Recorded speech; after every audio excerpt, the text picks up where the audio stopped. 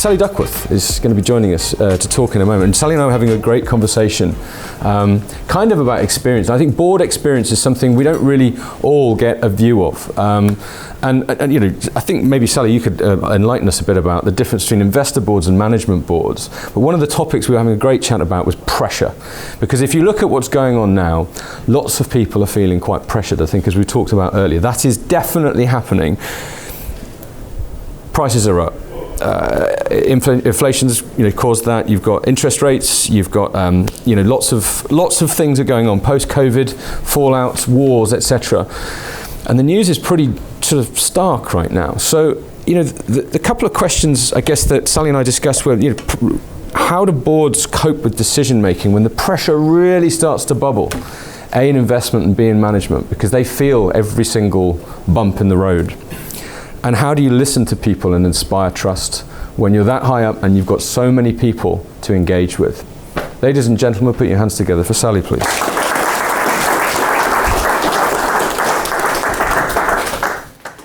Thank you. Before we start, I just wanted to ask everyone a quick question. So if you think about all the verticals you've ever worked in, and I've been lucky, I've had a career that's gone across many, which is the one, and maybe you can just shout it out, that you have found that culturally exhibited the most trust? So is it the oil and gas sector, financial services, the legal sector? Which is the sector that you have found generally had the most trust? Financial. Loyalty, education.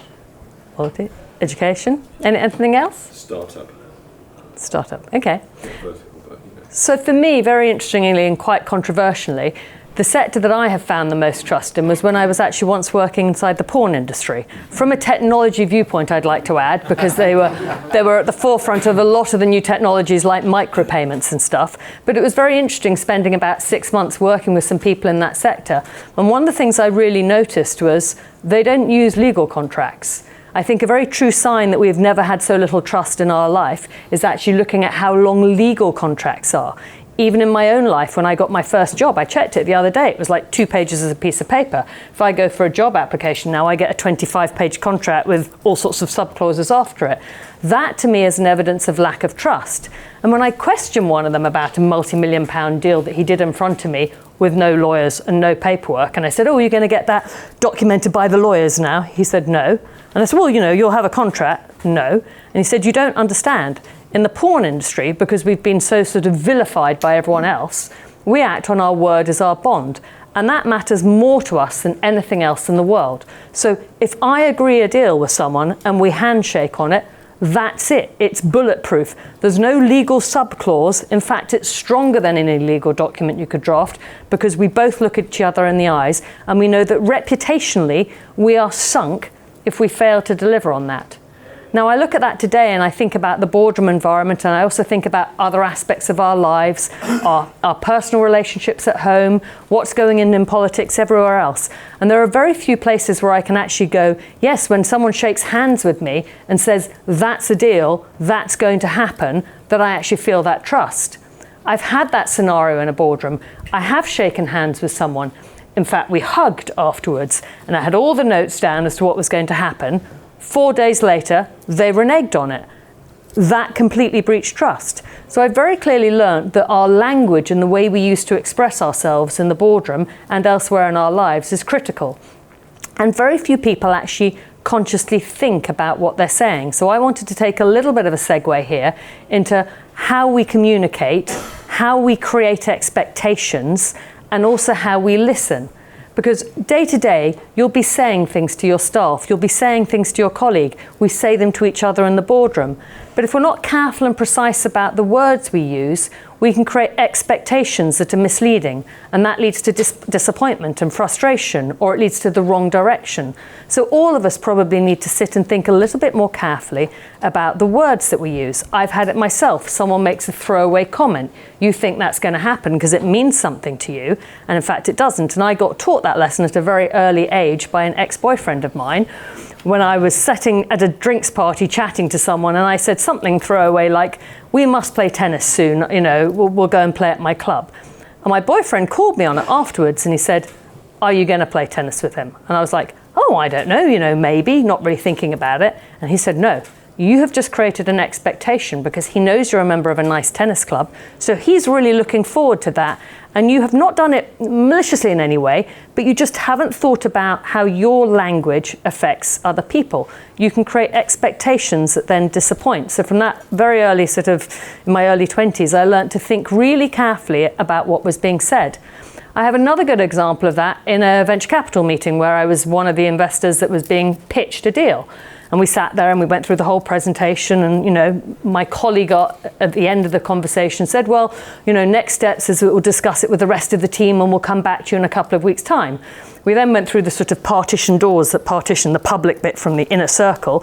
And I remember turning to him going, really, we're gonna discuss it? Because I thought it was pretty much a non-starter for our fund. And he said, of course we're not going to discuss it. It was rubbish, it was this, it was this. And I said, you've just created an expectation that he's going to sit looking at his phone and his email for the next 2 weeks, thinking that he might have a chance of going to the next stage of the funding. I said, why didn't we say something? And after that one incident, when I was a venture capitalist, if someone came in and gave a great pitch, but it clearly wasn't for us, I literally owned the fact that I needed to be better at communication, and I would very nicely try and tell them at the time, and I would also give them hints, or where it didn't work for us with this, you could work on that bit. And I tried to be much more authentic about how I communicated. And actually many years later I met someone who actually came and he said, you were so unusual in the venture capital industry because people knew when they went to see you that you'd actually get honest feedback, and you weren't going to string them along, and they weren't going to live in false hope as they sat with their sort of pipeline of investors. So I've had a few early experiences that have taught me about really own your communication. And I still remind myself, I still know I sometimes say things and I haven't really thought what it means to that other person. But the other key thing I've learned somewhat later in life was about really listening to people. I have a problem quite often on phone calls now that people talk across me. And the reason they're talking across me is because I've actually been listening to what someone else on the phone call has said, and I'm not immediately jumping in.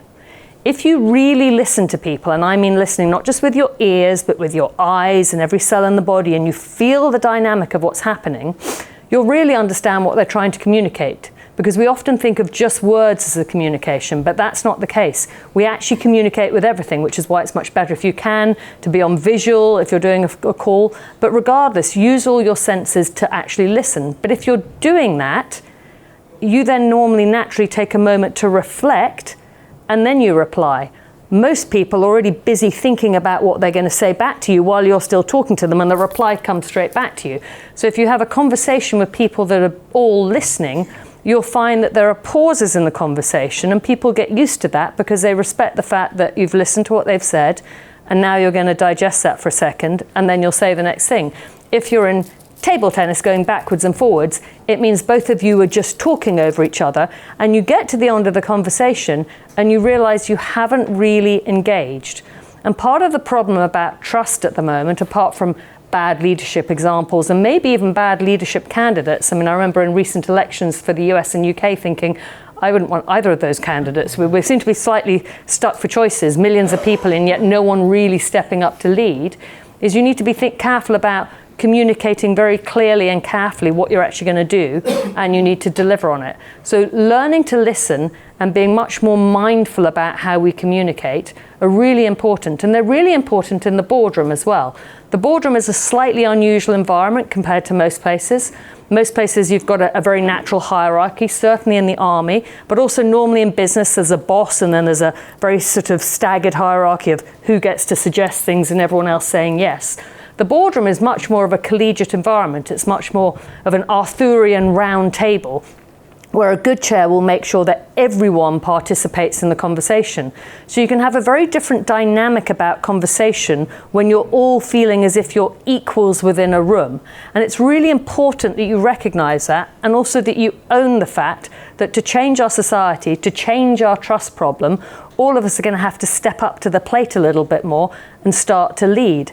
I'm as guilty as anyone of looking at what's going on in the world today, and I actually think the world has never been in a worse shape. We may have much cleverer gadgets and smarter homes, or some of us might, but one of my favourite authors is Marcus Aurelius, and if you go back and read his meditations, you realise that all the social interaction problems they were having a couple of thousand years ago, we still haven't solved for today. We are just as bad, if not worse, at working with each other. Historically, because we travelled less, there was more of a sort of community self-policing, like it or not. You probably couldn't go that far from home, so if you stepped out of line, the community would sort of reinforce it. Now there's almost no controls over us because we sort of have become, blobs floating in some sort of, quasi-metaverse, which is about to advance even further.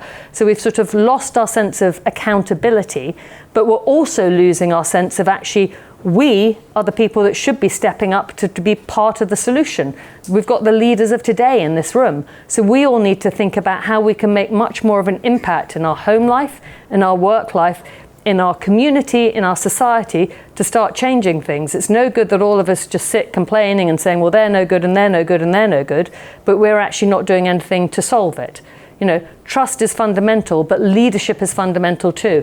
And I feel that a lot of people today are not owning that. They're walking the talk and thinking that being a leader is having a nice title like CEO or something like that. But it's not really stepping up to the sense of leadership of our society as a whole. Okay? Thank you, Sally.